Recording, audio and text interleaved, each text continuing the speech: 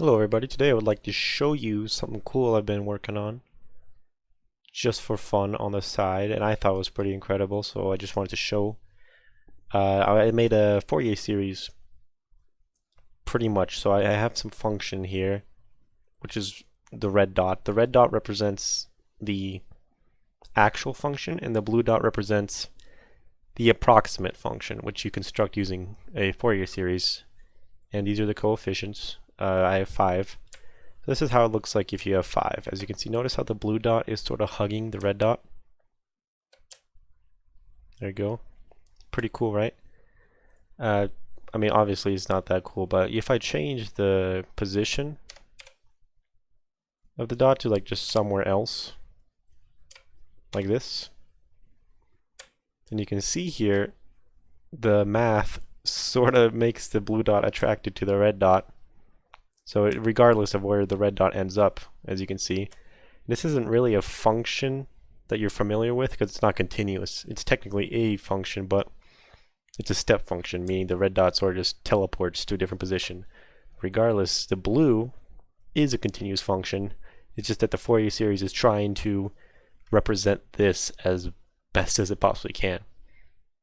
And you can see here that if I add more coefficients, let's say 11, now, as you can see, there's a bunch of more coefficients calculated, but look what happens to the blue dot. It's a bit more accurate. So it represents the red function a lot better. Notice how it's sort of hugging it a little more before traveling to the other position, but it's doing it in a much faster manner, as you can see. And the pattern sort of repeats if I add more coefficients. What's that, 21? So as you can see, a lot more coefficients, and look at this. Now, that's pretty incredible. And of course, I can move it wherever, and the math will still work. It can pretty much do anything. I can add 4 dots, 5 dots, 5 positions it teleports to, but basically I just define a function here, and it's just a step function, so yeah. Oops. So yeah, you can just put it anywhere. Let's add some more terms. We can even go as high as 99 and we'll see how accurate it is. So it calculated that very fast. Imagine a human doing this by hand. This would take a lot of work, but all I have to do is change a number. That's the power of computers. But look at that. Look at that. Look how, like, it's sort of oscillating back and forth, but it is very close to being the actual value. Wow. And we can go even further. Let's add 1,000. There you go. Look at that. And you can't even, honestly, you can barely just tell the difference. Just barely. There's so many terms. It's so accurate now to the position that if you were actually to use this in an actual equation, you wouldn't even be able to tell the difference. It's technically continuous as well, which makes it actually a bit easier to work with.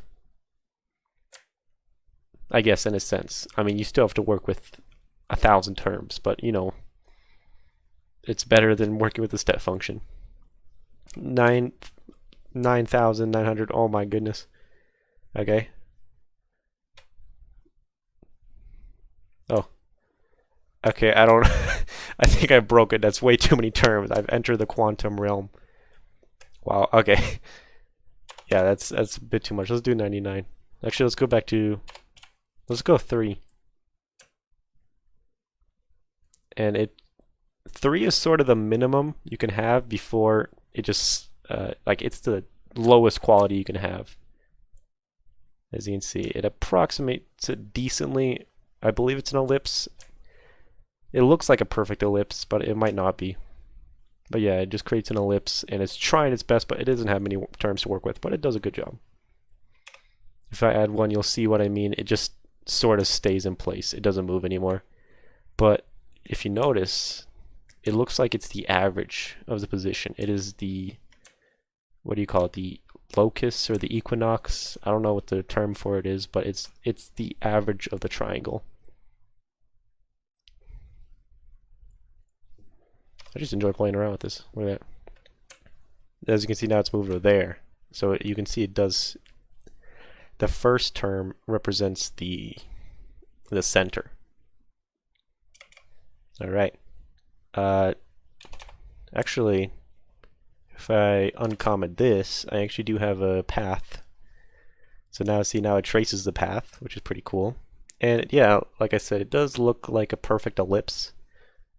I'm not sure how it would look like with a square. Someone proved that. I don't know how to prove that this is an ellipse, but it looks pretty close to it. And let's add 5 terms. Let's come back up and look at that. It looks pretty cool, the shape so far. Let's add 11. Now it's sort of, it's more gravitated towards the red dot. And yeah, let's just for fun add 99. And look at that. Wow. Alright. And honestly, the math is very easy. I mean, there's a lot of code here because I had to like define a complex number. Computers don't know how to multiply complex numbers. You have to define it explicitly, but once you do that, the math is super easy. You just translate onto code and then you just let it run. So here I'm using complex Fourier series. So I'm not actually like calculating real values. I'm calculating the complex Fourier series and then I'm just translating that into vector. So the real component is the x and the y is the imaginary part. And it still works. So you can imagine this is actually technically like the complex plane. You're seeing this as a complex function. Pretty interesting. And I actually have another function set up. I know there's a much better way to do this, but I'm too lazy to implement like delegates and whatnot. I made this in a haste. But there you go. I have a square function as well. So you get the idea. It behaves a bit weirdly towards the edge. I believe that's called Gibbs phenomenon, where the Fourier series at the edge or the boundary of some function behaves like it kind of overshoots a little bit, but everywhere else it behaves pretty normally. You can see if I had 3, it's just a circle, a perfect circle, mind you. And the red is the continuous function now, but it's tracing out a square. Regardless, the Fourier series still works just as well. This is 11. As you can see, it's pretty good. Pretty good approximation. Just add a random amount of terms. Notice how I'm making it odd. Doesn't really matter, but it just means that there's the same amount of negative as there is positive. Yeah, I'm surprised at code. I designed it so it only works with odd numbers, but it works perfectly fine with even, it looks like. So yeah. The math, oh yeah, I gotta show you the math. The math is just as interesting. Alright, so imagine having some sum. You can start, let's say you have to start at like -3 and then but you have to end at 3. I don't know if it has to be symmetrical, but I'm making it symmetrical. And there's a complex coefficients that we have to calculate, and it depends on the function, but in general it takes the same form. There you go. And we use this complex exponential. That's sort of the heart of the complex Fourier series. And given some finite amount of terms, this will roughly approximate some function t. But you can imagine that if we actually take infinite amount of terms, then this will be exactly equal.